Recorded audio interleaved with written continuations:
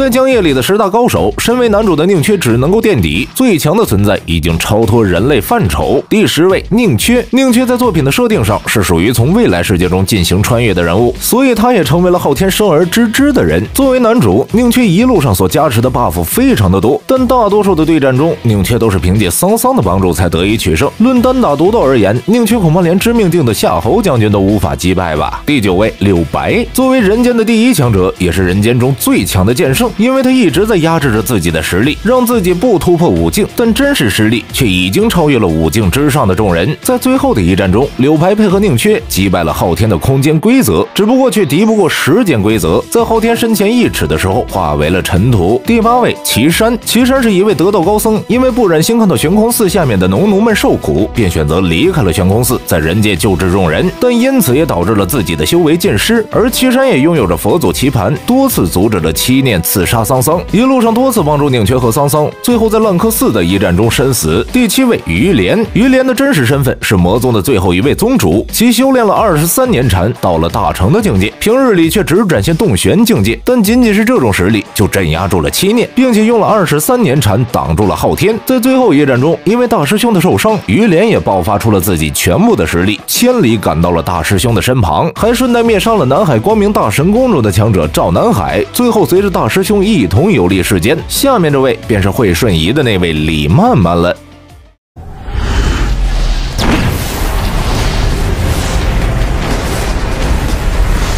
第6位，李漫漫。作为书院中的大师兄，李漫漫也被誉为夫子座下的第一人，因为他在33岁的时候达到了不惑境界，然后运用了2个月的时间修炼到了洞玄，突破的当天下午就进入了知命境，后续3天的时间更是直接突破了5境。虽然前期修炼的速度慢，但后面简直就是开挂一样。更何况李漫漫还是琴棋书画样样精通，恐怕这位大师兄才是整部作品中最完美的一个存在吧。而他也是在新生世界出现后第一个证明世界是球形的人。第5位，悬空寺讲经首座。此人虽然没有正式的名字，但是却能够跟夫子进行一战。他被誉为悬空寺的第一人，也修炼到了肉体和精神成佛的境界。宁缺当初用元13剑进行手攻，却丝毫伤不到分毫，即便是李漫漫出手，都没能够阻止这位首座擒拿桑桑。但最终首座却败在了君莫的信仰之中，整个般若山所化身的佛祖被彻底的斩断，这位首座跟他的佛祖也彻底的灰飞烟灭了。第4位，陈某。此人是知守关的关主，跟夫子一样存活了1000年之久，实力虽然弱于夫子，却也在其他人之上。但陈某似乎是时运不济，基本上大多数出手都是失败而归。比如跟大师兄对战的时候，直接被大师兄阻挡了7日之久，打算夺取桑桑的神格，被宁缺和桑桑用人字符所击杀。基本上陈某出现后就没怎么赢过，但也不可否认陈某的实力，毕竟存活1000年，怎么说也是那些年轻人所比不上的呀。而临死前也看到了新生的世界，算是比较圆满的了。只是他和夫子处于同一个时代，属实是有些拉胯了。下面这个便是书院的小师叔了。